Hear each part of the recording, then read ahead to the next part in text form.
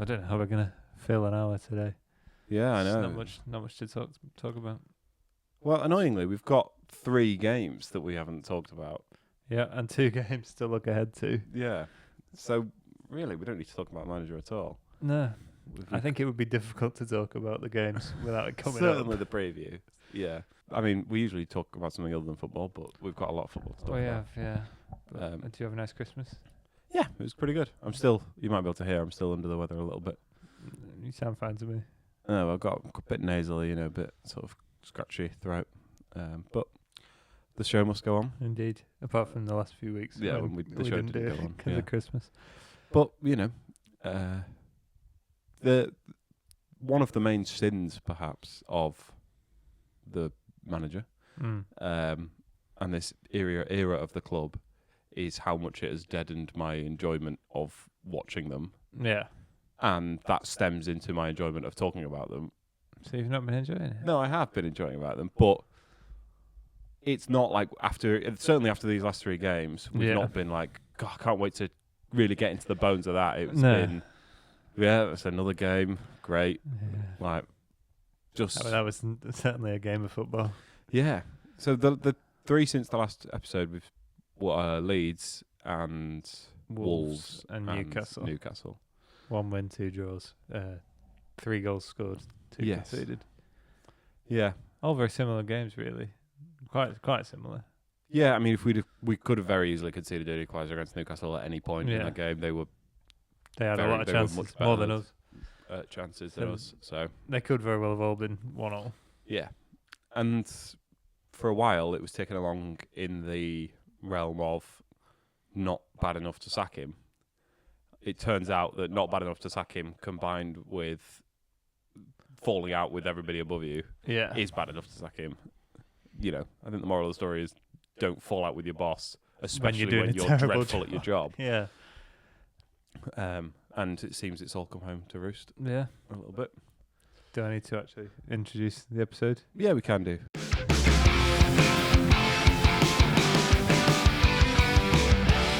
Welcome back to Red Army Reaction. It's been a while. Things have certainly changed around here. Not around here. The tree's gone. United. Oh, yeah. I don't know if you could ever see the tree on the video. You could see a couple of the ornaments, I think. The penguin. But we forgot to film that when we talked about the tree.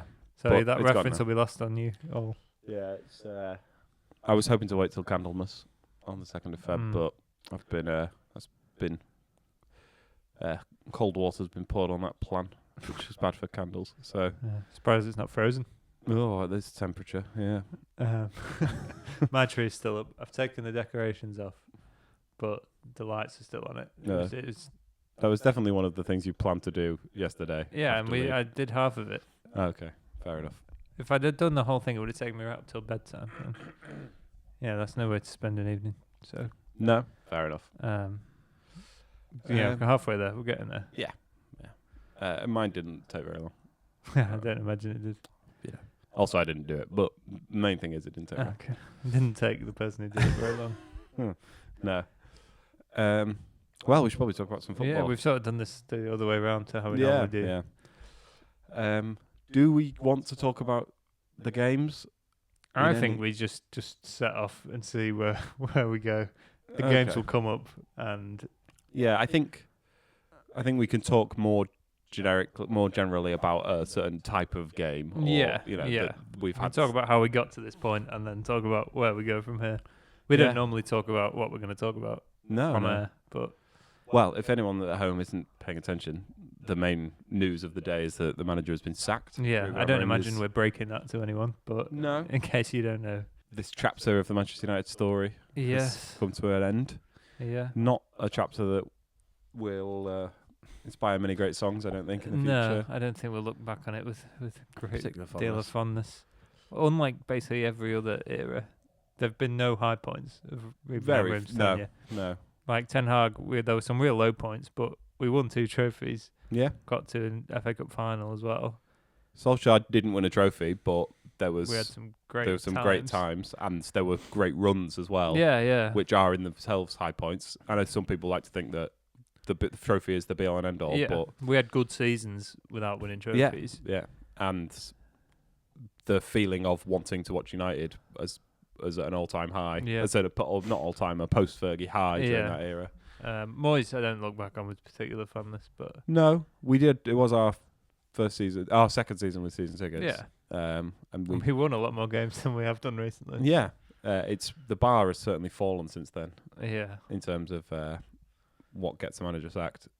Bear in mind that he finished 10 places higher than Amorim finished last season or whatever. Yeah. We did get to a final under Amorim. We did. But that feels like a low in hindsight. Yeah. It was an terrible. awful game against the dreadful Spurs side that haven't got much better, and just a game that was absolutely there for the winning, and we didn't manage we lost. So yeah, it's been fun. It's been a really odd time, but like you say, it's never got going. And there are excuses for the first season. Yeah, and there are some mitigating circumstances for the current form, and there has been evolution, but it's been too bad for the level of excuses that we had. Yeah.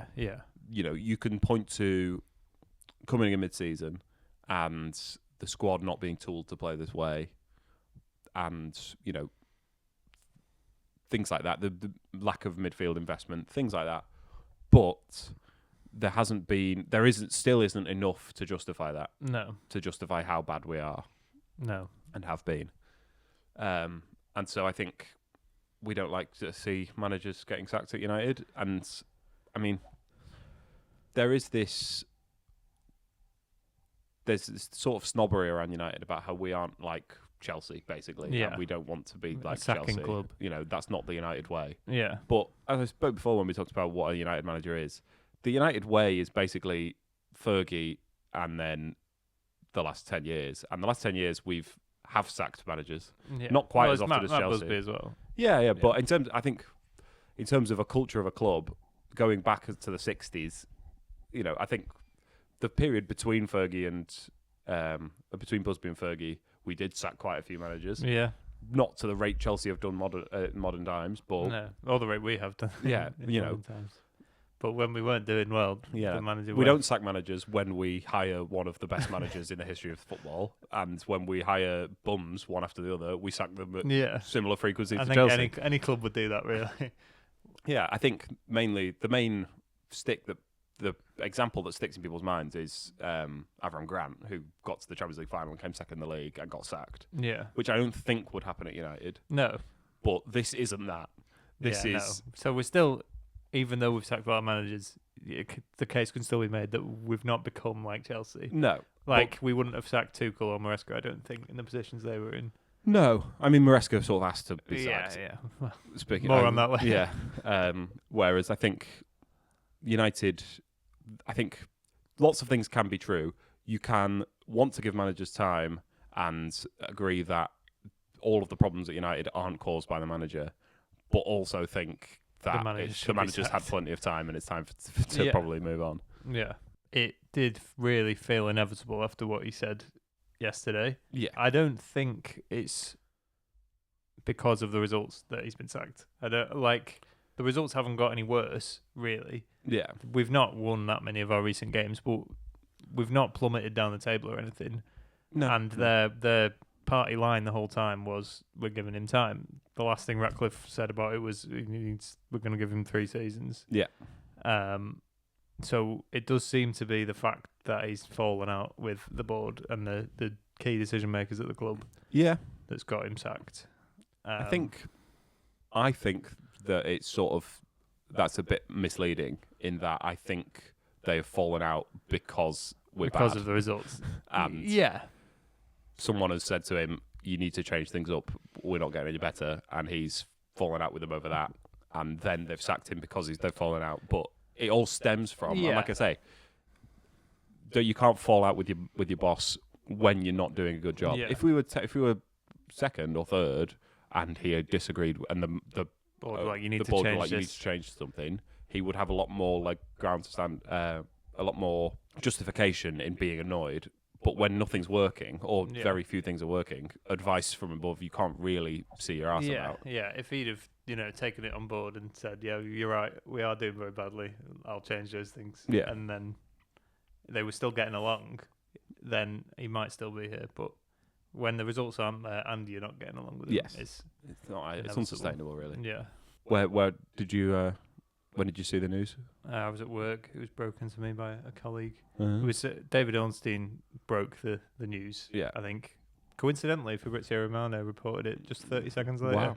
Anyone could do that. You don't need any insider knowledge to just report it after someone else has broken it. He, confirmed, yes, that is correct, what Ornstein said. You're not really nailing your reputation to the mast if you just agree with everyone else all the time. Yeah. It wasn't a shock.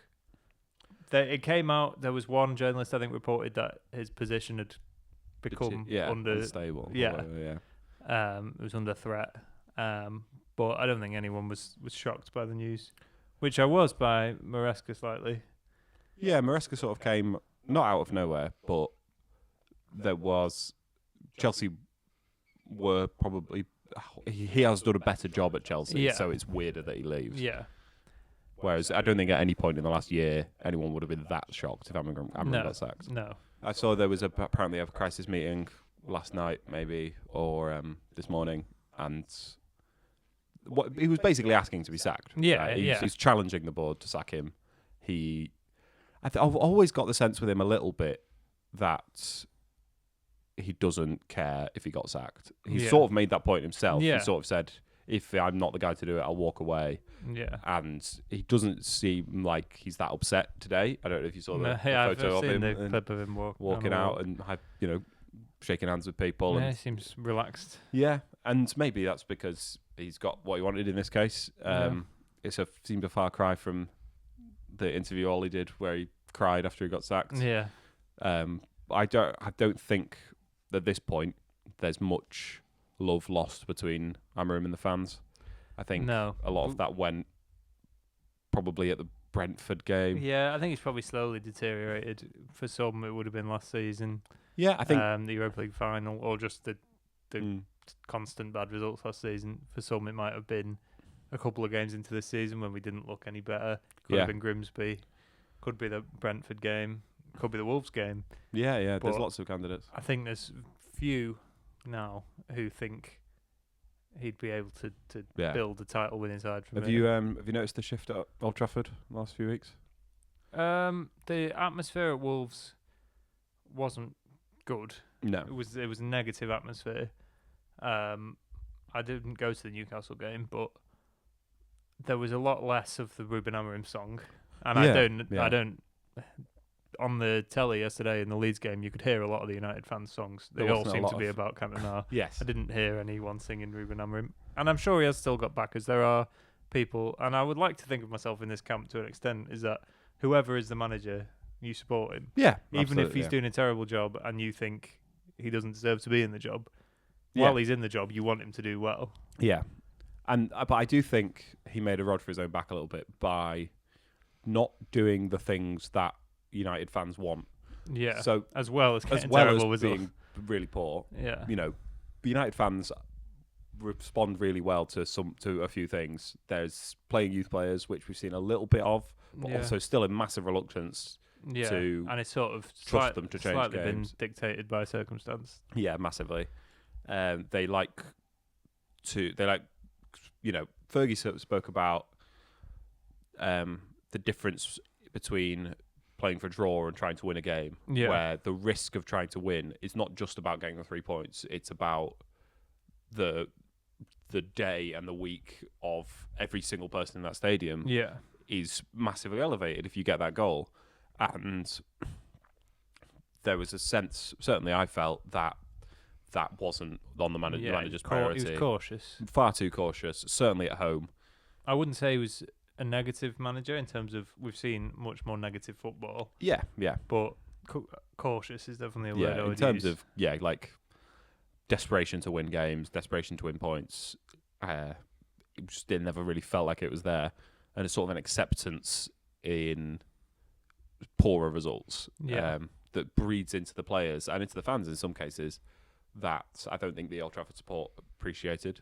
And I think, thirdly, I think his demeanour has changed, and I think he's sort of probably too realistic approach in press conferences. Yeah. You know, I don't need a manager to come out and say we're going to win the league this year. No. But I don't want a manager to come out and say we're the worst side in Manchester United's history. We need to suffer. We're not going to be good. I think we're not going to get better for a long time. Yeah, I'm a very accepting as a United fan that this season we probably weren't going to win the league. Yeah.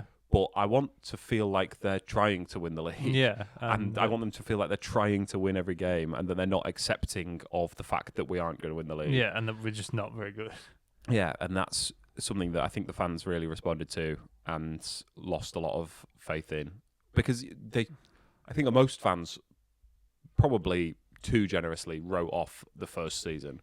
Yeah. I think probably we did to a degree of, let's give him a clean start now. He didn't want to come in this middle of the season. Yeah. He didn't have his squad. The squad was quite weak, sort of historically weak that season. Let's see where we're at. Clean start of the new season. And I think that was quite generous of a lot of United fans. I think fans at other clubs... willing to accept that. I think there's a lot of clubs who would have been much more demanding for change at the end of that Europa League final. Yeah. I think a lot of fans were happy to give him a clean start this season. And the mood just hasn't really improved. There hasn't been that uptick. Yeah, I think when he first came in, he had the sort of charisma and charm and said all the right things. Yeah. And it made everyone believe in him. And slowly he's just started saying less and less of the things we want to hear. Yeah. And it all comes down to, you can do these things if we're all right on the pitch. If we weren't terrible on the pitch, we might be willing to overlook one or two of these other things. Yeah, absolutely. It goes either way, you know.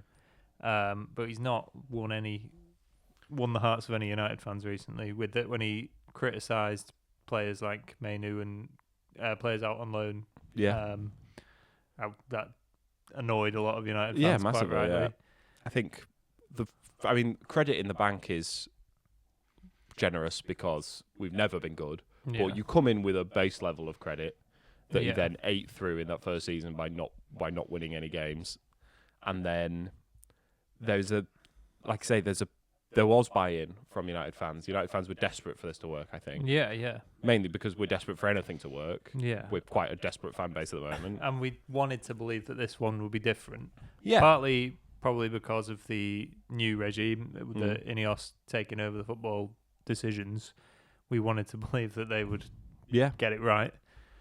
Yeah. And they clearly wanted to believe that, which I think probably stopped them from sacking him earlier because he was their appointment. Yeah. But for a lot of people for a long time, that has not been the case. And we can tell that it wasn't going to be any different, really. Yeah. There's two schools of thought. There's the school of thought that is United is sort of cursed, and no manager who comes in, we ruin every manager that comes in, and every player that comes in, and what's the use in trying? Yeah, and then there's the other school of thought, which is we've basically just got it wrong 5-6 times. Yeah, and is possible. Yeah. Like that's not outside. Hiring managers is really hard. Yeah, lots of clubs hire the wrong manager. Yeah, lots of teams get it right for a bit and then it goes wrong and they sack him and they get the next one. Managing United is harder than managing certainly any other club in England. And running United is harder as well. It is hard. It's very possible that United aren't cursed, but we just have made 6 bad hires. It's very possible that 2 different teams upstairs, 2 different boards have both been bad and both done bad jobs. Yeah, it's not that... that's where I'm leaning now, mainly out of hope that it is possible to manage United. We just haven't found the right bloke yet. Yeah.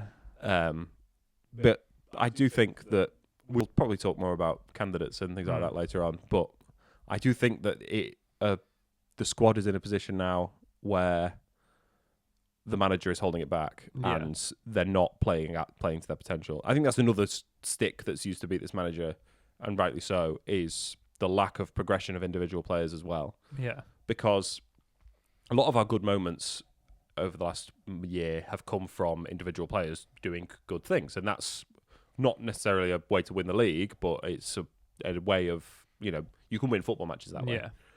But a lot of those moments are coming from players who are already that good, and if you're not, they're not. Players aren't progressing. So even if it's just down to the individual quality of the players, and you're the coach, and you can elevate the individual quality of the players, that's a way to get the team better. I don't think we're getting better by elevating the quality of the players or by getting the more, getting more out of the players than the sum of their parts. Yeah. I don't think we're doing either of those things. Yeah. I think we're getting we got better by adding players in the summer and removing some players, but I don't think you can build a league-winning squad that way. No, I don't think you can. Just buy 18 ready-made players who are already good enough to win the league. Absolutely not. I don't think, especially when we are coming from a place of not being successful. Yeah, you have to make players better. You have to coach players to play ways they've maybe not played before, or positions they've not played before. You have to, as well as getting new shiny tools, you have to make the best of what you've got. Yeah, and he's we've never really certainly seen not done that. I think you could make a case that, people, and we've cited sort of the Arteta parallel, and one of the things that got him credit when they were finishing 8th and they weren't winning countless games was the youth that he was bringing into the squad and the younger players he was bringing through, and the fact that players who'd been bad under previous managers looked better and they had were improving. Clean slate and a chance to improve. Yeah, and we haven't seen any of that from this manager. I think maybe Casemiro has looked better in this system than he did under Erik ten Hag. I think that's mainly because of how awful ten Hag's system was for midfielders who didn't have physicality. But other players look much worse than they did under ten Hag. Yeah. We've seen players come in who I don't think Ugarte can't pass the ball to the level of a championship player. No. Was Ugarte, he played under Ten Hag until Ten Hag got sacked, so August to October. Yeah, but not really. He didn't really play. Yeah. But he was there. Yeah. I think this is one of the things that they will have looked at, I think, is certain players are playing beneath their level. Rather, as opposed to a manager increasing the level of players, some players are playing beneath their level because of the system and the way the manager is using them. And even going back to a neutral level with those players is better. Yeah. You don't need a manager will improve just by being a different manager, even if he's not a better manager. Yeah, even if he's not improving them, if he's just not making them worse by the positions he's putting them in, the scenarios he's creating for them, then that will alleviate a lot of pressure. I think playing players in their correct positions, we've spoke about Bruno playing too deep and playing too far away from the goal. I think more has been made of the formation than it probably should have been, and less has been made out of the sort of role, the jobs he was asking players to do. Yeah. If you play Lisandro Martinez in a back three, or you play him as a number 6 who drops into the back line, there's not a huge difference. It's the jobs that a player's being asked to do. And if you say, we're playing wingers now because we're going to go to 4-3-3, and on the wings we're going to play Cunha and Mbeumo, and they're probably going to come in quite a lot. It's going to look very similar. Yeah, yeah. It's the jobs that they're being asked to do rather than the positions on the pitch that their little magnetic token goes on the whiteboard. Yeah. I think there are some quick wins, and the manager ignored a lot of them in sort of dogmatic pursuit of an ideal, and we may see some quick wins there. That's what an interim manager's job is to do the quick wins, to make people enjoy watching the team again, because he doesn't have to think, is this a sustainable way of playing? Will we be able to get good enough to win the league like this? So hopefully those quick wins will come. But I don't want to say that I'm happy Amorim's sacked. I'm never happy to see a manager sacked, because it means that it's not worked. But it's nice. It's a sort of relief to be able to talk about it openly without having the thing of, do we need to give him time? I don't want to criticise the manager. Yeah. There's been a lot of coping with this manager, sort of pretending, just even to yourself, of, I think this will improve, but probably won't. Yeah, pretending that 15th isn't an abhorrent league position. Pretending that Kobbie Mainoo isn't a incredibly talented player, fielder yeah. who should be starting, if not every game, maybe one game. Yeah, I would love to have For- seen him start one game in the league. Yeah, like we can be honest and say, Do we think he might mysteriously stop being injured? I don't know. I never really believed that about players. Maybe that's naive from me, but there's always this thing of these players aren't playing for the manager, quite in a literal sense of this guy who's always injured, he might mysteriously become uninjured. I don't believe that Mainu would do that. I think he is injured. I think because what game was it where the first game Fernandes was injured? It was Villa away. Oh, yes. Yeah. I think Mainu wouldn't have pretended to be injured for that game because he would have started that game if he was fit. Yeah. The first time, what Amorim has been saying all season is that Mainu's behind Bruno. Fernandes, yeah. So when Bruno was injured, I don't think Mainu would. No. I don't want to play for this manager now. He would take the opportunity to actually start a Premier League game and show us how good he is. Yeah, I think that is a big positive, and something the club will have looked at is that, losing Rashford at 27 is a blemish on the Carrington record, and Pogba leaving at 18 and then leaving again at 3 at 29 is a blemish on the Carrington record. Yeah.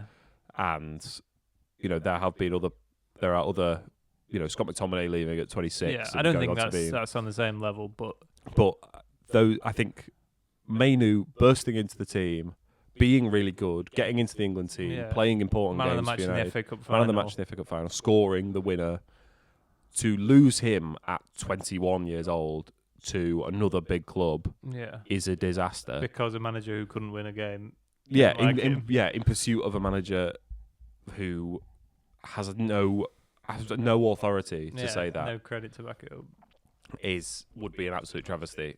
And we don't know what's going to happen with Mainu. We don't know if we presume he's not going to leave. They were very reluctant to let him leave anyway. They were going to let him. Supposedly, they were only going to let him leave on loan, even though he might have preferred to move away permanently. But I don't think they'll. I think he'll probably end up staying now. And I think the whole time with Mainu, this might be assuming, but he always would have wanted to stay, but he had to look at it objectively and say, "I'm not playing for my career. I have to leave." He can't stay at United and not play. No, I think for him, his ideal scenario is staying at United and playing. Yeah, so you would hope so, at least. I think now he should believe that he'll be playing a lot more. Yeah. And I hope, and I do believe that will be enough for him to stay. Yeah, absolutely. Because surely any manager coming in, and we'll talk more about this later, but if we are to believe that it'll be an interim manager till the end of the season, surely they're going to play Mainu. Yeah, I think that would be on the interview is, are you going to play Mainu between now and the end of the season? It's unthinkable for a manager to come in and never start Mainu. Yeah. It's just that, if you told us that before we appointed Amorim, we'd be saying, well, we shouldn't get him then. Yeah. Because Mainu's really good. Yeah, I think we should talk more about the outgoing manager. I've seen some criticism of United for hiring a manager who plays one system and then sacking him for not changing his system. Yep. I think, or hiring a manager mid-season and then sacking him and when he said he didn't want to come and give him assurances that he wouldn't be judged on it, and then sacking him, 3 months into the next season. I think those things can be true, but I think the fact of how bad we are supersedes all of them, and it's fine to. You think they couldn't have predicted that? Yeah, I think if when we hire Amorim and he says, "I'm going to play this formation and I'm going to stick with it, and I really love this formation, and that's my idea of football. This is the way we will succeed." Yeah, and they say, "Okay, that's fine. We'll trust you to play that formation. We're not going to try and intervene." They probably weren't. There probably was like an asterisk unless we win 5 games in a month in 6 months. Yeah. Then we might take some different measures. Yeah, we might have an issue with the formation if we're really, really bad when you play it. Yeah, if you come in and say, I don't want to be judged on these results. I want to come in. I want a clean start at the start of next season. Then that's fine. But also, there's an asterisk of, well, if the results are really bad, then we're going to count them. If the results are so bad that if they're historically bad for the club, then we're not going to ignore them. Yeah. And that's perfectly reasonable for us to do. Yeah, he has been worse than we could have realistically expected. Yeah, he's got a slightly worse league win record than Ralph Rangnick, who was a disastrous appointment, Yeah. who wasn't really, that was signed for completely backwards reasons. Yeah. This was the project manager to come in and fix everything, and he's been slightly worse than the guy who was signed sort of seemingly by accident as the first team coach. Yeah. There have been a lot of criticisms with the whole thing of, obviously Amorim was very bad and he deserves to be sacked. Yeah. But we also have to question the board, question Barada's decision making and Ratcliffe. And I agree. I think you are being slightly too fair to them by saying they could never have known that Amorim was going to be this bad. Yeah, absolutely. Yeah, I think they do deserve some criticism and some questioning. Yeah, absolutely. Obviously, this is their first go. It's not great that they've got it wrong, but hopefully this is a one-off. And we have said in this episode and previously, it can be very hard to know if a manager's good or not. Yeah, there's basically no way of knowing. Yeah, but it certainly hasn't worked, and they're going to be under a lot more scrutiny now going forward. Yeah, I think again, people like to criticize the new owners, and they've got big calls wrong. They didn't sack Ten Hag when they probably should have, and then sacked him a couple months later. Yeah, they didn't. They got the hire wrong and probably sacked him at an illogical point. Yeah, Massa had caused a big fallout. I think my lasting defense of the current ownership is that I believe that they care if United are good. Yes, that's the one thing that I would say they have. And I don't think that's true. Regime. I think the previous regime, certainly at an ownership level, was sort of divorced from the fact whether or not United were any good at football. Yeah. And if we made less money because United weren't good at football, they would start to think, oh, maybe we need to do something about this. But not because United. If we were still making loads of money and United were terrible, they wouldn't have cared. And I think the trickle-down economics of the Premier League has allowed United to make quite a lot of money whilst getting worse and worse and worse. And that's why we're in the position we're in. I think that the new ownership and the new board are there to actually win football games. Yeah. And while they are, every bad decision reflects on the person who made it, but also the people who, so the manager getting things wrong reflects on the team who hired the manager, and the team who hired the manager getting the hire wrong reflects on the CEO. Yeah. And the CEO getting stuff wrong reflects on the owner, and the owner we know is doing this for reputational reasons, we believe, and ego reasons, and things reflecting badly on him. I don't think he'll let stand for too long. Yeah. So, and us being really good would reflect well on him. So. Yeah, there is a belief that Jim Ratcliffe, we could say his name. We're not. The Jim Reaper. He's just another Glazer and he's in it to make a load of money. I don't think that's the case. He's already got a load of money. The Glazers didn't have any money. That's what the issue was with the Glazers. Yeah, they bought the club without spending a penny. Jim Ratcliffe's already got a load of money. This is not a good way of making loads of money. No, not at all. He'd be better off buying another chemical plant. And, I'm still in the belief that he is in it to get people to like him, and the only way to get people to like him is for United to be quite good. Yeah. So I'm not calling for Wilcox and Barada to leave. I am calling on them to sort it out, and their reputations are on the line, and they've got these jobs at the biggest club without having done this job at smaller clubs. Yeah. They've done similar jobs, other jobs. They were perhaps tipped to take over big jobs at those clubs, and United have poached them, and they are learning on the job to a degree, which isn't ideal at United. But my main concern for the next manager is they need to be aligned. They need to absolutely agree, because apparently Wilcox wasn't entirely on board, Ashworth wasn't entirely on board, but Barada really liked Amorim. Wilcox got on board, but Ashworth didn't get on board and got distantly off the board. So they have to agree, they have to be aligned, because it immediately undermines anything the manager tries to do. If you've got one person above you saying, yeah, but he's not my guy, we shouldn't have got him in the first place, that can massively harm you. So I think they'll give themselves time. I think they'll give themselves till the end of the season and I think that will also help with the market because there aren't great candidates. There aren't a plethora of great candidates at the moment. I do think that they'll wait, and this is make or break time really for them. I think they can't afford another huge, another 2 years of not actually getting any better. Even if the next manager isn't the guy, we have to be a lot closer to where we need to be at the end.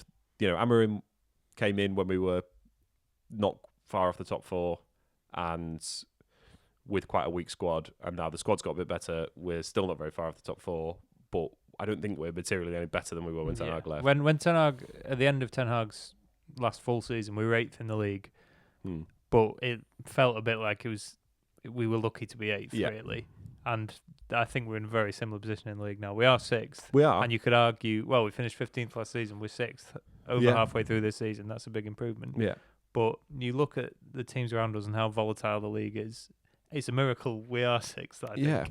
And we've other teams could get better at any point, and I don't think we are going to get much better. We are about 6 points off 15th. Yeah. So we are in 6th, but and that may harm the next manager or, Darren Fletcher. It may be that we lose the City game and the Arsenal game and then we do plummet down the table. Yeah. I wouldn't call 6th the false position just because of how the league is and everyone's taking points from everyone else, but it's a precarious position. Yeah. We had a real opportunity to open up a gap over those last few weeks. Yeah, some of the fixtures we've had that we've not won. Yeah, we've played basically half the bottom 5 teams of the league. We've played most of them. Yeah. And drawn a lot of those games. And even if you had 8 points to our current league position, then we're a lot safer where we are. More secure, yeah. And we've got another one of the bottom teams in the league on Wednesday. Yeah, they probably. And with Amorim still there, I wouldn't have been confident of winning that game. Just looking at the evidence, why would you be confident of us winning that game? Yeah, I think there's something I was going to talk about the other day when we were talking about managers. United like to do this thing of sort of self-evaluation, and United fans like to do it, and Premier League fans like to do it. Of United aren't a big club anymore. They can't keep thinking they're a big club, pretending they're a big club. It's not. That's where they're in trouble. Yeah. Is because they're acting like a big club, but they're not capable of doing it. They need to realise. They need to start. To realise they're a mid-table. Yeah, club. They need to right-size where they are. Hire a manager that's appropriate for the type of job that it is. And part of me can see that argument and thinks that, just signing the best player in the world and signing, a top elite manager, and they come in and they say, well, this squad needs 5 years to be built, and I'm not that person. Yeah. There's another part of me that thinks that's not what big clubs do, and big clubs move heaven and earth to get back to where they want to be as quickly as possible. And I'm not agreeing. Barca are not a well-run club, but Barcelona found themselves in a lot of trouble, and it was absolutely unconscionable that they could go, 4 years without winning La Liga. Yeah. And they did whatever it took to get to a position where they could win La Liga again. Yeah. They sacked managers, they signed expensive players, they gambled a little bit. Yeah, financially they took a lot of gambles, really. Yeah. They found money where they needed to. Yeah, but there is something to be said that they were completely unaccepting of the fact that they weren't the biggest club in the world. Yeah. And United are probably far too accepting of the fact that we are not anymore the powerhouse that we used to be. I think there should be a bit more indignation and a bit more determination and desperation to not allow us to not be a big club anymore. Yeah. And you look at where Liverpool were sort of a few years before they appointed Klopp, and Arsenal have been down and back up. It doesn't necessarily have to take that many years to get a club from where we are, which is sometimes finishing in Europe, to be challenging for the league. You have to get a lot right, but it's not impossible. It doesn't take 10 years. There's evidence to suggest it can be done in less time. Yeah, absolutely. And we are still making a lot of money. We've still got a lot of revenue. Yeah. We can still make moves in the market. I don't think we have to... And this is why I always disagreed with Amorim when he said... we have to suffer, we have to take our time, we have to build our way up. Yeah. Because I think you should say, I'm the Manchester United manager. I think this is the best club in the world, and I want to win every single game, and I won't be happy unless we win every single game. Yeah. And having that mentality can filter down to the players and to the fans, and can be, yes, there could be a bit of entitlement in it, but I think a bit of entitlement could be helpful and might not be, the worst sin in the world. Yeah. He's certainly too far the other way in being so brutally honest in his negativity that just makes we always want to believe in the manager. We want to believe what the manager says. So it's sort of like he's gaslighting us by saying we are really bad and we're not going to get any better for a long time. Well, we could do, If you should at least believe that we could do. Yeah, that'll help us to believe it. Yeah, I think what we saw in these last few games, the Leeds game, the Wolves game, it doesn't feel like what you're watching United when they are, and then I saw people tweeting, the result against Leeds is not a bad result because of the players we've got out. Yeah. And, there is some truth to that. We have got players out. Leeds are in good form. Yeah. But the manager should come out and should teach the fan base that it is a dreadful result, not beating Leeds. Yeah. It's a dreadful result not beating Wolves at home. It's a dreadful, completely unacceptable that those results should be accepted by United fans. There should be far more indignation that this shouldn't be allowed to happen. Yeah. With the Leeds game, I would say I can understand that argument. Leeds are in a good spell place at the minute. It's a tough place to go. It can be. It's a hostile atmosphere for United. It's a big game, and a 1-1 draw isn't necessarily a terrible result. Yeah. But I said similar after the Bournemouth game. That was a crazy game. 4-4 could have gone either way, and we got a draw at the end of it. If we'd have won the games in between, that we didn't have those excuses for. Everton at home when they went down to 10 men after 5 minutes. Wolves at home when they've not won a game. West Ham, who just didn't have to do anything at all and managed to get a point at Old Trafford. If we'd have been winning those games, then you can, if you look at Arsenal or City, they could go on a run of wins and then they get stopped by a tricky side away from home and they get a draw and you think, okay, we'll move on, we'll get back to winning ways. But when we're not winning the in-between games, we can't make those excuses. No. So it is... I can't back up that argument when it doesn't apply to every game that we've drawn. So there's like when we went on a little bit of a run and we won 3 league games in a row. Yeah. Up until that point, I was of the belief that a few wins makes everything better and makes the manager's tactical decisions make a lot more sense, and they. You can excuse a lot more off the pitch stuff when you're winning a few games, but that's never really happened. It's not. We didn't have the initial bounce. We had that one spell where we won 3 games. We didn't have the initial bounce. We've not had a strong run. Even when the fixtures have been kind over the last 6 weeks, we've not put consistent performances together. And there are always games where the performance doesn't matter that much and the result is what it's all about. We haven't had the result or the performance in these games. We've been. Even the games we won were against teams that were sort of non-combative, didn't really try that hard to beat us. The Chelsea game, they went down to 10 men. Sunderland were pretty passive and I think, sort of got it wrong on the night. Yeah. And when they changed formation, they came into the game a bit more. Brighton have been so hot and cold this season.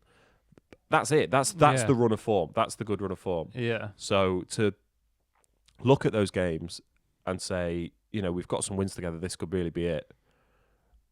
That's such a low bar to count that as something that's worth writing home about. Yeah. There's so much, we should be expecting so much higher from this team. Yeah. Especially, even there are holes in the squad, but this is there's a decent side there. Yeah. There's a decent squad of players who can win Premier League games. Play well. Above average Premier League players. Yeah. It's certainly, this might be harsh, similar to what you've just said. You could make the case that we've not played that well in any of the games we've won this season. No. I think we did play well at Anfield. I think that's against the Liverpool side that was in absolute crisis. We did play well at Anfield. Basically every other victory in his entire time here, the 4-0 at Everton, against Everton at Old Trafford, That was a good result and a good performance. But it was a poor Everton side. Yeah, there's not... What games are there that you could say, even against a medium to good opposition, that was... And not just a win, but that was an Amorim win.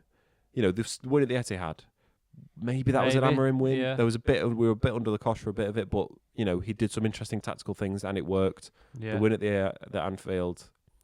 but that was a poor Liverpool side. Yeah. There aren't. What are the standout Amorim wins? Yeah. You know, there aren't any. There's, you know, the games that we've won that are really memorable come from chaos. Yeah. You know, the Lyon game and the Bilbao game. We never should have been in those positions. Like No. the Lyon game, it was an amazing comeback. To come back from, was it 4-2 down to 5-4? Yeah. That's great. You know, that's a very impressive comeback. But you can then argue we should have been out. We should have been comfortable in that game. Lyon were down to 10 men. They're not a great side. No. It was very memorable, but you can have those alongside good performances as well, where you are comfortable. But when the only wins we have are dramatic, chaotic, not necessarily played any better than them, but we got the win. It's not enough. No, it's not enough to hang a managerial stint on. No, there's not been. It's just never got going, and we are. I don't know what the rest of the season's going to look like, but I'm more hopeful.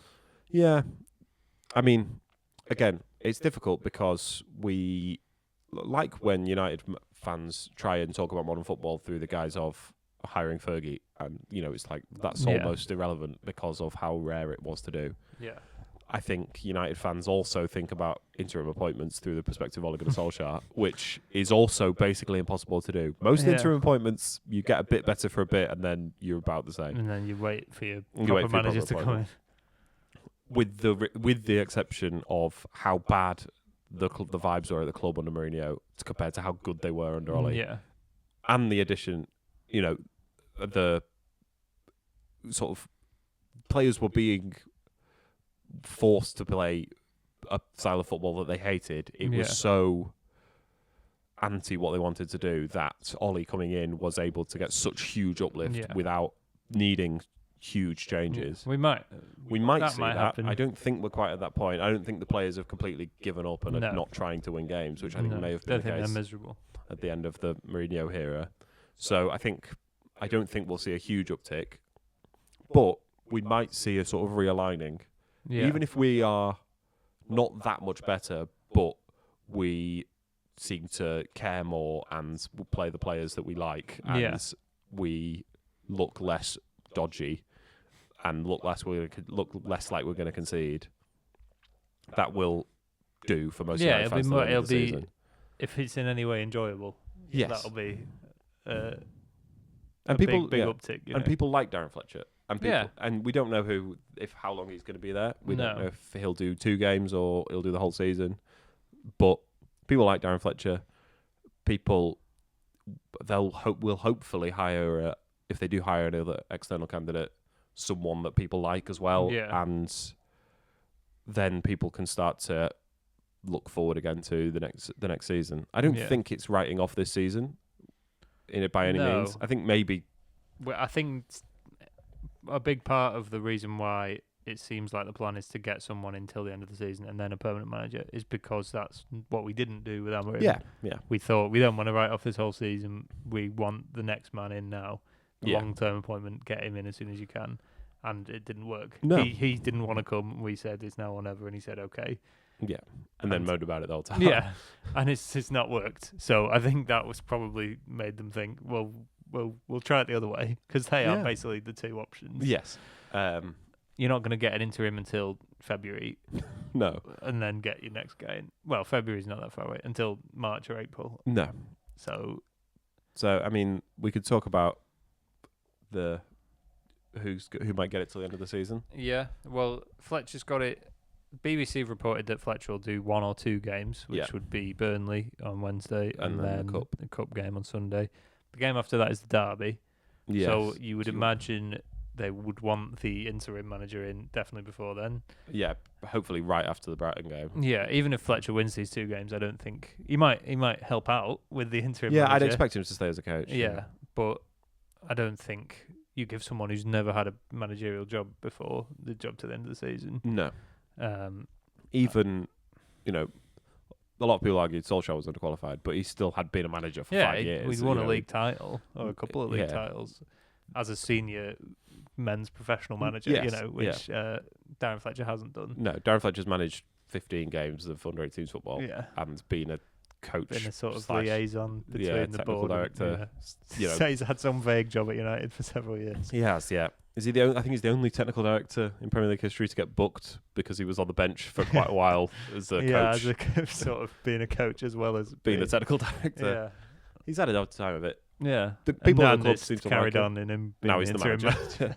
People at the club seem to like him, and a few journalists have said he's a very switched on guy. Yeah, and very approachable, and seems to like he's done a lot when under the previous regime when it was John Murtaugh and Richard Arnold. He seemed to work with them a lot and be in transfer pitches and apparently he interviewed Eric Ten Hag for the job. Yeah, so he's got an experience of working at the club. Yeah, but I think we'll want to keep him in that capacity as well. Yes, rather than making him just be the manager for the end of the season.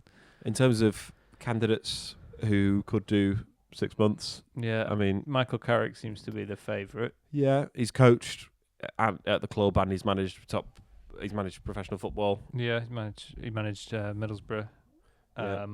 Did get sacked from Middlesbrough, but he did. But I think most would say he did a good job at Middlesbrough. Yeah, reasonable job. He wasn't about to get them promoted, so they let him go. Yeah, and there's obviously Ollie. Yeah, who's always happy to help the club. Currently unemployed. I've not seen many concrete reports linking us with Ollie. No, but it's early days, Yeah, there wasn't a report that said he would be happy to do it, and that I think someone who knows him, a journalist who knows him, has texted him and said, if they asked you, would you say yes?" And he went, "Yeah, probably." That's not him putting his name in the ring, or any evidence that United are interested in him. But would they be fools not to consider him? Surely. Yeah, the most successful interim manager. Oh well, Robert Di Matteo was he? He won the Champions League. So that's quite successful. Other than that, I've not really seen any names mentioned. Gareth Southgate has been yeah. mentioned, but I think that's as a permanent candidate. I don't think we would appoint Gareth Southgate until the end of the season. And the talk of appointing an interim is giving me hope that, like, because if they were going to get Southgate, they would just give him the job now. Surely. Yeah. Or Maresca. Why would you? You wouldn't. You would just give him the job now if they're available. You'd think so, yeah. So I presume that I don't think he's a suitable candidate for either doing it for 6 months or waiting for 6 months and then doing it permanently. Yeah. I don't think he'd make sense for either of those. Yeah. So yeah, it's hard to say who it'll be till the end of the season. Yeah, I think Carrick's probably. I think, if I had to guess who it would be, I would say Carrick. But yeah, you never know. No. Rangnick, what's he doing? Is he still Austrian? He's the Austrian manager. He's doing a good job. Yeah. Got him to the World Cup. Yeah, I don't think we'd be interested in bringing him back. So no. And Carrick has been interim manager before. He was the Darren Fletcher role. Yes. A couple of years ago, before we appointed Rangnick as the Michael Carrick role. Yeah. If that's not too confusing. Yeah, no, I follow that. So he had a good record. He got 2 wins and a draw in his 3 games. Yeah. I think Darren Fletcher would take that. Yeah. Especially if he manages the derby. Yeah. But yeah, I think that's the less interesting appointment. I think the big one is obviously the next head coach. And I think rightly they're waiting to the end of the season because, like I say, there's not. I mean, the candidates that they could get now, I think they could also get in the summer, and there's little benefit to getting them now. I think Glasner they could probably get him now, but it's probably easier to wait till the summer. Yeah. I think they also will speak to the managers going to the World Cup, and there's some good managers going to the World Cup. Yeah. Managers who could do a job at United, and they will probably speak to some of them. But who do you think? Who's your money on? Well, we've talked about him on this podcast before when it seemed like Amorim might get sacked. Yeah. I think I would bet on Glasner being the next United manager. I think he's still not signed a new deal at Palace. Yeah. If he's holding out to see where the land lies, before he signs a new deal with Palace to see if he could get a big job. He's not going to be hoping for much better than Man United because he's not going to get the Real Madrid job. No. He's not going to get the Chelsea job. Arsenal, City aren't going to... Well, No. City, you never know, but I don't think he would believe that he's likely to get that job. So I think he's a realistic candidate who's managed in the Premier League, which is a good thing you could say about Amorim is he's never managed in the Premier League before. Maybe we need to guarantee someone who can do it in the Premier League. Yeah. So if I had to guess, I would say I think it would be Glasner, but what do I know? Yeah. That's the key thing. We just have to follow the noises coming out of the club. Yeah, and all different journalists. There's a million of these journalists on Twitter. Who there's a new name every time. I see these aggregators saying this person is appreciated internally at Man United, and it's a journalist I've never heard of. Well, I've got no idea what he knows. Yeah. If you aggregate all news, all sources, without any editorialization, then you're going to end up with basically every manager on a list at some point. Yeah, I do believe that Glasner will be a candidate for the job. Yeah, based on credible reports. Yeah, and why wouldn't he be? Yeah, and he seems. I don't think he's not the big sexy appointment. I think he's slightly. This is going to sound odd. I think he's slightly bigger and sexier than Frank to Spurs. Yeah, I don't. But I think the thing that's not helping Frank at the moment is he's a bit of a dry nerd and not a charismatic, Latin American or Mediterranean. Yeah. Which is probably why Amorim stayed in this job for as long as he did, because he could talk and he was quite handsome. And Glasner is a bit of a nerd, and he's not the cool, sexy hire, but he's won a lot of Premier League games with a not a very good squad. Playing quite good football to watch. He's won the FA Cup. He is probably the best manager in the history of Crystal Palace. I think that's a fair claim. And he's probably quite accessible to the club. That they will probably want to be seen to be flirting with the best managers in the world. Yeah. But who are the best managers in the world that we could get? I think they will appreciate Nagelsmann and probably Ancelotti. He manages Germany. Ancelotti. He's at Brazil. And Tuchel at England. I think those are the big sexy names. Yeah. And they all happen to be managing international teams. For the next. And I don't think any of them have. I mean, Ancelotti maybe has plans of being Brazil manager for a long time. Yeah. But I think Tuchel doesn't plan on being the manager for 10 years. No. I think Nagelsmann is too good a manager to be the Germany manager forever. So if they could be, I think they will want to be seen to be speaking to those sorts of managers. Whether or not they'd say yes, I don't know. Yeah. But Zidane is another name who would sort of be on that list. He comes up all the time, but I just don't. He's not managed for 7 years or something. And he's only managed a Real Madrid side that had incredible players, and it would be not to do him a disservice. It's hard not to win the Champions League when you've got that team, and I don't think he would be interested. I think he would. He's had big offers. Absolutely, because he must have done. Teams must have spoken to him and either got the sense from him that he didn't want the job, or they've decided that he's not right for the job. So I don't think Zidane is a realistic option. I think Zidane will probably become the France manager at some point. I think that makes the most sense, and I think it's too risky for United. Yeah. It's hard to know, and similar with Southgate, it's hard to put your finger on how good a manager they are. Yeah, because they've done good jobs in the very, very few jobs that they've had. Yeah. So and what the higher ups will be hoping to avoid at all costs is the noise being, why the hell have you appointed them? Yeah. Why couldn't you say? Because Amorim, they can hold their hands up and say we got it wrong, but no one's saying what on earth made you think he could do it. Yeah, that was obviously a terrible appointment. Why what was there that made you think he could do that job? Because with Amorim, he'd done a good job. Everyone was saying he's doing really good at sport and he's going to get a big job. He was linked with Liverpool and City, credibly. Yeah. So I think getting Zidane in, there's too much flack of if he's dreadful and you can't pick a team because he's not got the best front three ever assembled, then there's too much heat on them of obviously you could see this appoint coming. him? Why on earth did you appoint him? So I think they'll avoid that. I think the easiest way to avoid that is a manager with a Premier League record. Yeah. There aren't any Premier League winning managers available. Claudio Ranieri. Okay. I think he's upstairs I think he's at retired, Roma now. yeah. As a He manager. got offered the permanent job at Roma and turned it down. Yeah, there's Mancini, is he Italy manager currently still? I don't think so. Maybe Or he did is. he recently manage in Saudi? Yeah, there's Klopp, but he's moved upstairs as well. You know, there's not, again, as we spoke about when we've made comparison in the past, there isn't that great manager sat there waiting for us to snap them up. There's the timing has never fallen for that for United. Maybe Mourinho when we hired Mourinho, but that wasn't quite the timing we needed. Yeah. A couple of years earlier would have been much. Yeah, but I think that's part of the reason Van Gaal was sacked was because we knew who the manager would be if he was sacked. Yeah, the timing's never really fallen like that for United. I don't think it has fallen like that this time. There isn't a great candidate waiting to be snapped up. No, but there are several okay candidates who won't be dreadful and probably won't be dreadful and are quite justifiable if you want to hire them. Yeah, and we'll see.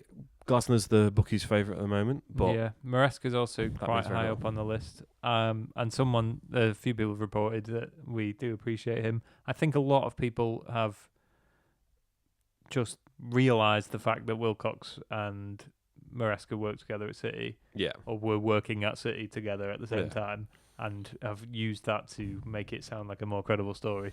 I don't think we will appoint Maresca. No, City might appoint Maresca. Yeah, I think City probably will, but I don't think. We would. He's available. Yeah, I think him getting sacked and then us Chelsea. sacking Amorim means that also adds credence to that. Yeah. That, this is why United have done it. I don't think there's anything in that. No. And I think again, if we were trying to get him, I think the noise would be that we would be hiring a permanent manager straight away. Yeah. Because, I mean, maybe Maresca would, but not if he wants the City job. Yeah. If he wants the City job, he's not going to be United interim manager for 6 months No. then move to City. I can't see that working somehow. No. So, I wouldn't bank on him getting it. No. With Glasner, I suppose there would be similar. You would be slightly unsure about similar things to Frank getting the Spurs job, in that would he manage United like they were Crystal Palace? Yeah, and that it's a different job, and the expectations are very different in terms of how you should play, how you should set up against big sides, and what you need to say and what is acceptable in terms of in terms of standards. He's said in the past about, because another criticism of Glasner is that he's currently playing a 3 at the back, but has said in interviews that he plays that because the players he's got suits that, and he doesn't really believe that the formation that you play is that important. No, it's about what you ask the players to do. So I don't think the 3 at the back thing is a concern, but maybe the fact that he's not managed a top level club would be something of a concern. But then there's no candidate who doesn't have a concern like that. So when we've said in the past, there isn't a candidate who has won trophies at a big club who is available. Right, there just isn't one. Yeah. There's Ancelotti who's won trophies at Madrid, but there's still question marks about him. There was question marks that's about him leaving Madrid, about his lack of modern tactical nous, and him basically putting the players out and getting them to play to the best of their ability. Yeah, and maybe we don't have players good enough for a manager who does that. So every manager, there's going to be caveats, and it's the job of the people paid a lot of money to pick the one with the caveats that matter the least. Important, yeah. I think they might try and go down the Arteta route again.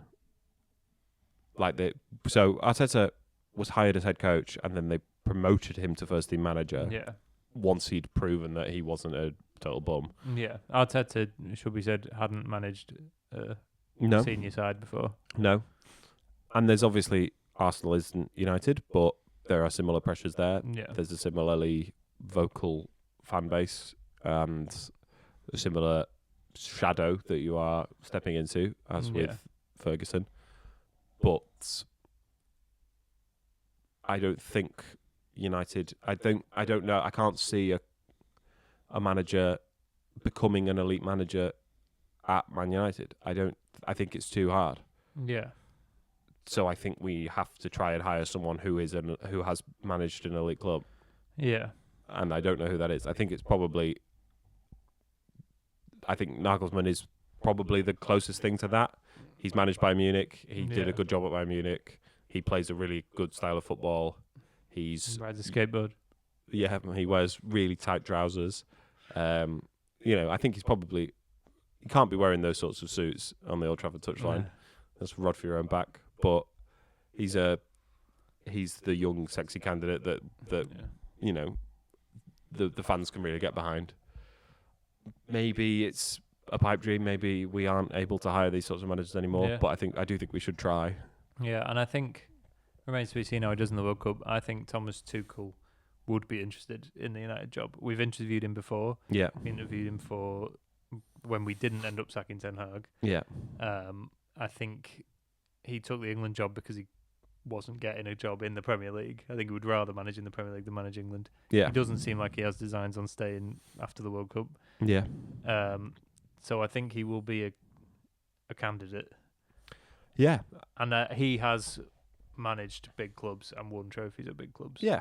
He's a Champions League manager. There's not Yeah. very many of them on the market. No. Yeah. I think my only concern about World Cup managers is end of the World Cup to the start of the season is 3.5 weeks, 4 weeks maybe. Yeah. So you can't be starting your search then. No. No one wants a Lopetegui situation No. where they announce they've signed for a club before the World Cup and then they get sacked. They don't make it to the World Cup.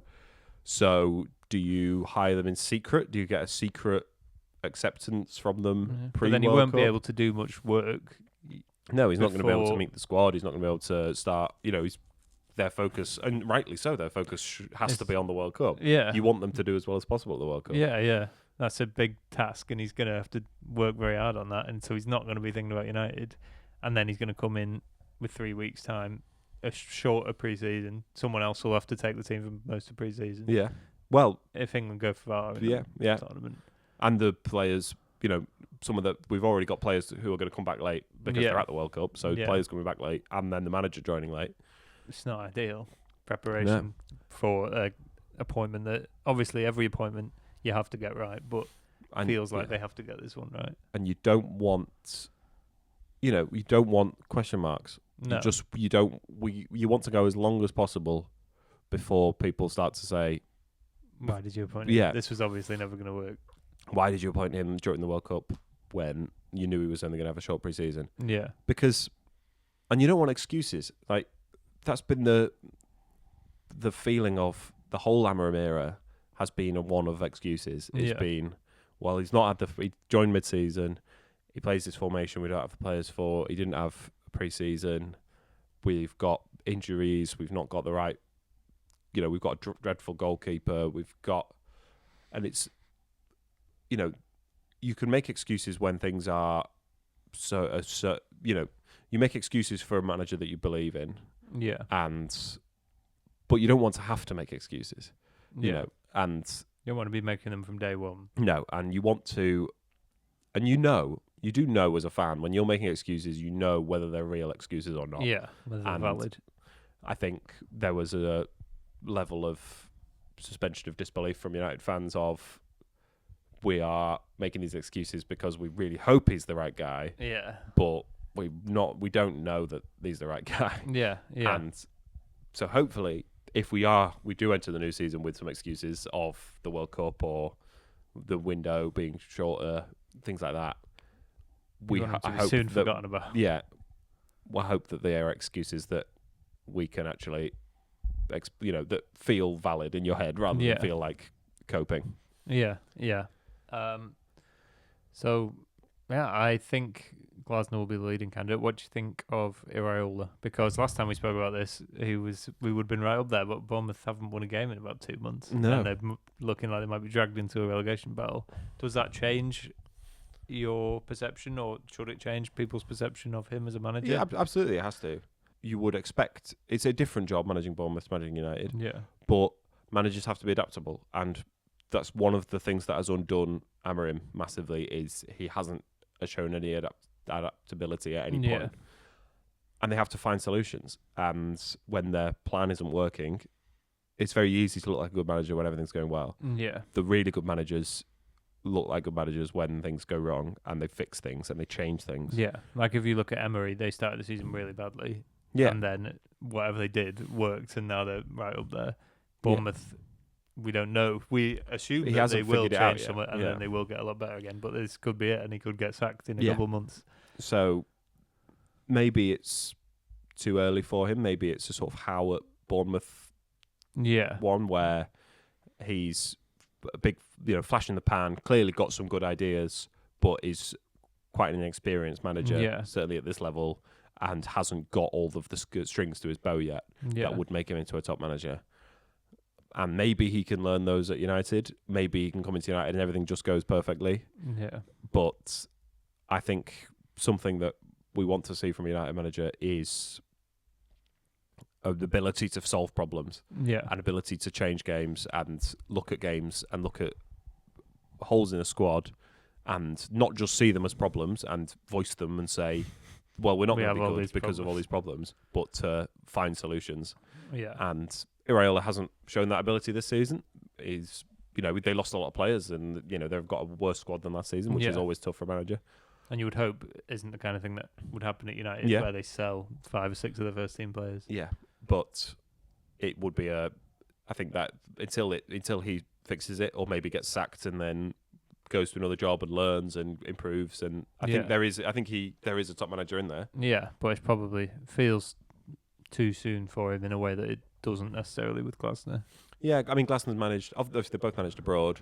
Glasner's won trophies though. He's won the Europa League. Yes, I believe he won the Europa League with Eintracht Frankfurt. Won the FA Cup. Those required playing in different ways and managing games. And, different challenges. So I would have slightly fewer reservations. Yeah, I think. I don't know what they're going to do. I don't know if they're going to try and turn a elite manager who's not managing the Premier League into a Premier League manager, or a Premier League manager who's not managed at the level into an elite manager. Yeah. They have to do one or the other because there isn't an elite Premier League manager available. No. So I don't know which one's easier. Yeah. I don't know when we'll find out either. No. If we know when the interim manager is appointed, we know that he will be till the end of the season. Yeah. Then we could basically find out at any point in the season that this guy will start in the summer. Or after the World Cup. Yeah. That would be run bad if we didn't know until after the World Cup. But then, like you say, with Lopetegui, it was very bad that people did know before the World Cup. I think what they can't do is what they did with Amorim, which is get someone who isn't proven as an elite manager or as a Premier League manager. Yeah. And try and convert them into an elite Premier League manager in a very short maybe period of in time. hindsight it was too soon for Amorim. Yeah. But then we could have seen him go to City. Yeah. Because he was linked with them, especially when Sporting's sporting director went to City. Sporting's director. Yeah. Yeah. He was strongly linked with City, and we could have, if we'd have not appointed him because he doesn't have the CV, he could have gone to City and done really well, and we would have thought, why didn't we get him when we had the chance? Like with Luis Enrique, he was available to us. Maybe he wouldn't have taken the job, but there were times when we were doing badly under Solskjaer, didn't sack him, and Enrique came and went, and now he's doing really well again. Yeah. There's always sliding doors moments. Yeah, and I'm getting to the point of just thinking, whatever we do isn't going to probably won't work. Let's face it. It's similar to players, though. There's, we miss out on Caicedo because he's, he prefers to go to Brighton, and we don't pull the trigger. Yeah, we let him go. Then we sign. Then he goes to Brighton, does very well, moves for 100 million. We sign young midfielders who do come into the club who can't progress because they're at Man United and the pressure's too high. And maybe the other way around, you sign Caicedo and he can't progress and he doesn't have that career. And whoever Brighton signed instead does really well. You can't know these things. No. Again, we've just got a few too many of them wrong. Yeah, and until something goes right in the managerial department, because there's a bit of belief in the player recruitment. Again, I think there's a bit of trust that they know what they're doing because they've proven it and they've got players who've come in and played well, and that's how you do it. That's how you build the trust to back up. Yeah, and the managerial recruitment department hasn't got one right for a while. No, I do think on the recruitment, one thing that you can't say about this regime that you could say about the previous one is they've signed all these players for this manager. Yes. And now we're getting a new manager who will want all of his own players. I do think there's more of a vision there with the players we sign, and that the players we sign could be good under any manager. Like, we've not signed a load of 3-4-3 specialists in Mbermo and Cunha. No, they're good Premier League players who are tactically flexible. Yeah, if we play, yeah. So I don't think you can level that at them. No, I think we are in a position to move on and not spend the rest of the season lamenting what's gone, but look forward to what's to come. And I'm not going to say a cloud has been lifted, but the mood at the club hasn't been good for a few weeks, and the mood in the fan base has been not as sort of actively hostile and toxic as it was under Mourinho, but sort of apathetic and just fed up and sort of trudging along through the season. Yeah. And I don't think it'll take much to lift that mood and get, a bit more buoyancy in the crowd, I don't think. Yeah. And we'll be there on Sunday. Yes. Me and Lee. We watching will. Darren Fletcher's Mighty Reds. Yeah. I mean, if Darren Fletcher's 2 games are not beating Burnley and then going out the FA Cup, it's going to look that would be very bad. I don't think that would mean we should have kept Amorim or not appointed Darren Fletcher for those 2 games. No. Because, you have to do that. Yeah. You've got, they're important games. They're not, we're talking about the future of the club here. We're not talking about, the next couple of league games and aren't the be all and end all. It would be very nice not to go out of the FA Cup in the meantime. Yeah. It would be nice for the results, or at least the performances, even if the results stay the same, for the performances to improve. That'd be nice, and some of the wins to be bigger wins. Yeah. Some of the draws to be less frustrating to watch. Yeah. Because if you look at the league table, we're very capable of finishing the Champions League. Absolutely, yeah. But if the interim manager gets us into the Champions League just about through being a bit better than we have been so far, I don't think should get him the permanent job. No, absolutely not. And I think they will make clear that they are not going to wait until the end of the season and hire a manager. They're going to hire an interim and then begin the process to hire the next permanent manager. Yeah. Did they have to give Ollie the job? I think they had to give Ollie the job. Yeah, I think they did. I think people could say he wasn't qualified for the job, but he qualified for it in doing such a good job as interim. Yeah. And I don't think it was a bad decision. No, I don't think it was. I don't think it was. I think the chances of lightning striking twice are very, very low. Yeah, and I think we should get it sorted before the interim manager has had long enough to be at the point where, we have to give him the job he's done so well as interim.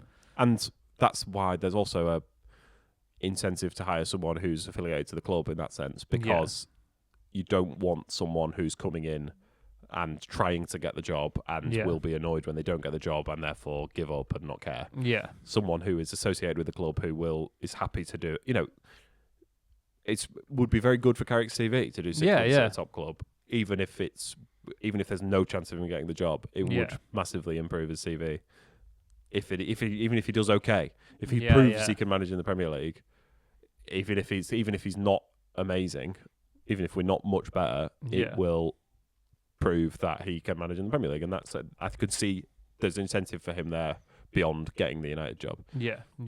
Well, Burnley next. Yeah, I guess we'll see how it goes. I'm more looking forward to the Burnley game than I was probably. Yeah, probably. Do you think he'll start one of his lads? He might well start Jack, but would he?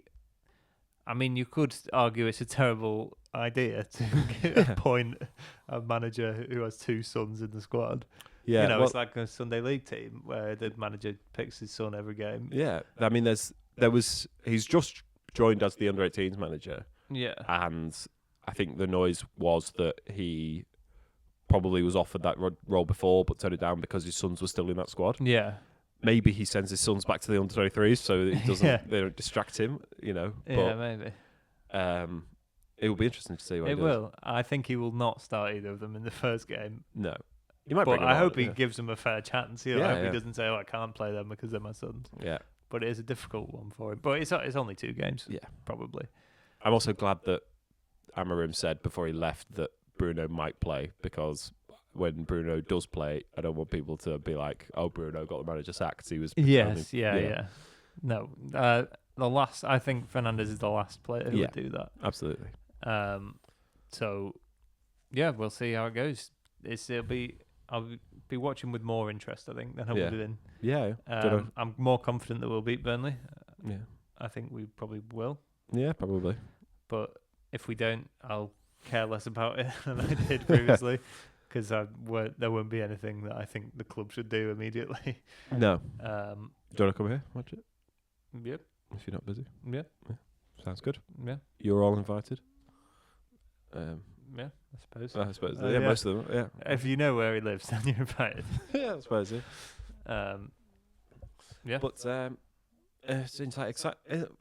I don't like saying exciting times, because it's worse that we've got a manager that didn't work than it is if we had a manager that did work. Yeah. And I never want a manager to lose his job, but it's probably more exciting than it was before the Leeds game, when I thought there was very little chance of the manager ever losing his job. Yeah.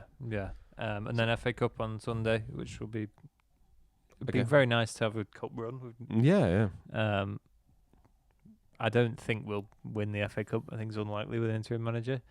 But stranger things have happened. Yeah, it'd be nice to believe that we could for a couple of weeks, a couple of months at least, which we didn't with the League Cup. No. And we've beaten Brighton at home once this season, so yeah, we'll be there, and we'll be here every week. Have we picked a very bad season or a very good season to start the podcast? There's been a lot to talk about. There has. It's been an interesting season. Yeah. But I suppose every season's interesting at United. Yeah. There's always stuff going on. I think our plan of being a sort of light-hearted but also in-depth and, sort of offering actual insight has not benefited from the current season, as the games are so boring and there's very little to talk about and depressing, so we're not as light-hearted as we thought we might be. But I think, we've done our best in this situation. I think we've made some good stuff out of it. Yeah. And we'll carry on. We will. Hopefully this stuff will get better, as United do. Yeah, I'm not saying it's bad. I know. I'm just saying. You said we've made some good stuff, and hopefully we'll make better stuff as we get better at it. And hopefully United will get better at football. Yes, hopefully. In the same period. Right, anyway. Yeah, let's wrap it up. Thank you for listening and watching, if you have done. Yep. Wow, this is going terribly. That's fine, I'll cut it, snip it up. Yes, thank you all for listening. Stay tuned to hear how Darren Fletcher and possibly Michael Carrick get on as United managers, and we will see you out there. Oh, Roy Keane, we never mentioned him.